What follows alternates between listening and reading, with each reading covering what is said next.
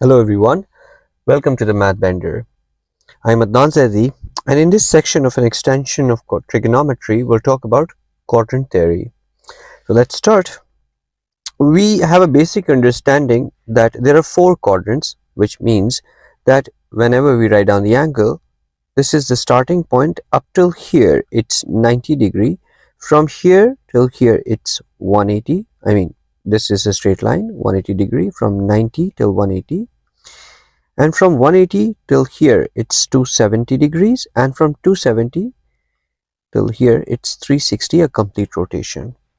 So we'll keep that in mind while drawing these quadrants. Alright, so let me just draw those quadrants again. Now first step, let's look what a sine curve looks like. So y is equals to sine x. We already have discussed in our previous section how a sine curve looks like. So if I label it, this is 360, 270, 180, 90. As I can see that sine is positive between 0 and 180 degrees. And in my quadrant section, I can say that the first one, sine is positive because first one caters to 0, angles between 0 and 90. The second one caters from angles between 90 and 180. But in the second one are the angles between 180 and 360. And as you could see, sine curve is negative over there. So I can also write that sine is negative in the third quadrant and sine is also negative in the fourth one. Let's look at the same for cosine fx. So if I sketch a basic parent function of cos x, now this is 360, this point here is 270, then 180, 90 and 0.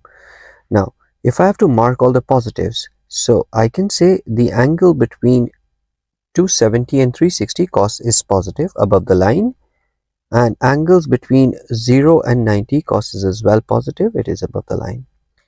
So I can say cos is positive here, and cos is also positive between 270 and 360, which is fourth quadrant. But cos is negative here and cos is negative here as well. So let's look at our third, and tan x. Now if I sketch tan x, it's like this.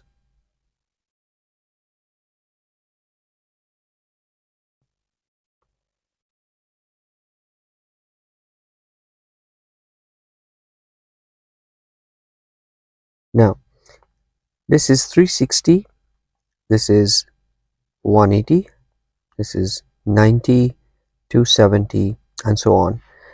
Now just marking the positives first, so I can see that this here is positive, so tan is positive between 0 and 90 and eventually reaches infinity at 90, but it is positive between 0 and 90. Tan is also positive between 180 and 270. So 180 and 270 is the third quadrant. So tan is also positive here.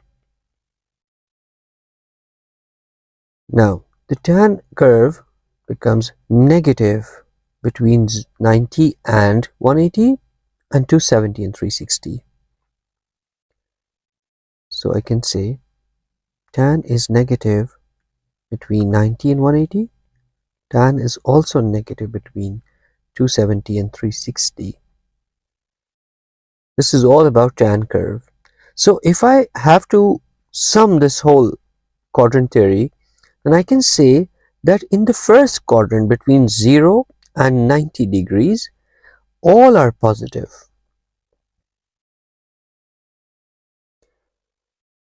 And as you could see, tan was positive here, cos was positive, so is sine. All are positive here. In my second quadrant, sine is positive. In my third quadrant, it's tan positive, and in my fourth quadrant, it is cos that is positive. We also remember it the other way as A, S, T, C, all silver teacups. Although I find it funny to say it, but I learned it myself the same way. So ASTC, you can make any of your own choice, but just to remember it, all means all in the first quadrant, all are positive.